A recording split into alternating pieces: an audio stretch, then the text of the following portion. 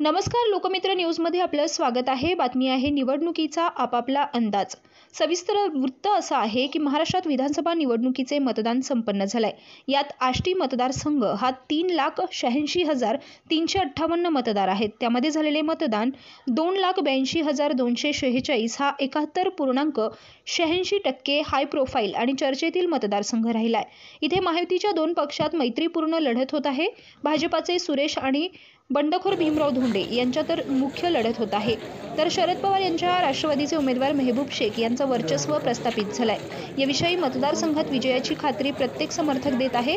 काही मोजक्या प्रतिक्रिया प्रतिनिधी दयानंद सोनवणे यांनी घेतल्या आहेत। डोंगरगिरीतील कार्यकर्ते अपक्ष उमेदवार भीमराव धोंडे यांचे समर्थक दिलीप मस्के फौजी यांच्या या निवडणुकीची प्रतिक्रिया काय ते मी विचारू शकतो। तर तुम्ही सांगा की ही जी निवडणूक झाली यात मतदान 72% सरासरी झालेलं आहे। हो, तर मग आपले तुम्ही ज्याचे समर्थक आहात माननीय भीमराव धोंडे साहेब, हो, हेच निवडून काय येतील असं तुम्हाला वाटतं? विकासाचा मुद्दा म्हणजे धोंडे साहेब हे एक शांत समयी स्वभावाचे नेतृत्व आहे आणि त्यांनी कधी जातीपातीचं राजकारण केलेलं नाही। आज त्यांची संस्था येतात, संस्थेवर त्यांचे 50% लोक हा मराठा समाजाचे आहेत आणि बाकी इतर भटके पारधी समाजाचे लोक साहेबांच्या संस्थेवर, त्यामुळं साहेब जातीपाती राजकारण कधीच केलं नाही, करणार नाहीत।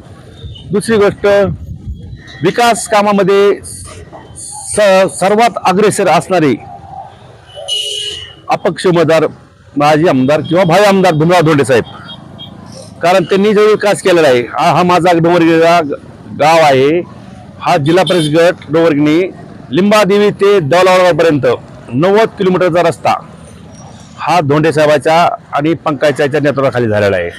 त्यानंतर पैठण ते पंढरपूर पालखी मार्ग हाही साहेबाच्या नेतृत्वाखाली झालेला, ताईच्या साहेबाच्या गडकरी साहेबाच्या आशीर्वादाने। आजची अशीच परिस्थिती आहे की राजकारण खूप खालच्या थराला गेलेलं आहे।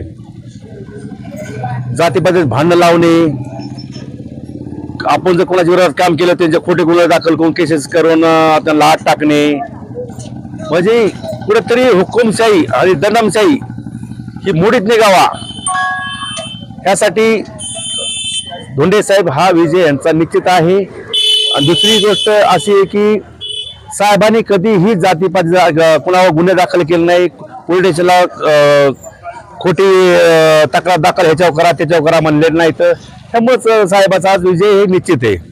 संपूर्ण प्रचारात कोणते मुद्दे राहिले आणि कोणते मुद्दे प्रचारात राहिले असं तुम्हाला वाटतं? कोणते राहिले? संपूर्ण प्रचार विरोधाकडून एवढेच मुद्दे ते पूर्ण केले तर की कार्यकर्त्याच्या घरी किंवा कार्यकर्त्यापाशी पैसे किती द्यावात आणि ते कुठं वाटावात, एवढेच मुद्दे होते त्यांचे। ह्याच्या पहिले कुठलाही मुद्दा नव्हता त्यांच्यापाशी।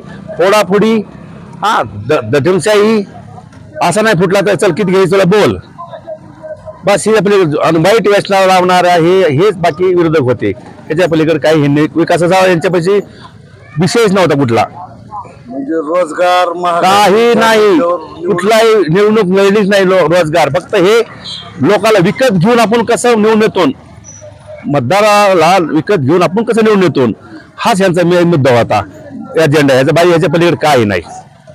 थँक्यू, आपल्या विजयाला आमच्या शुभेच्छा। धन्यवाद।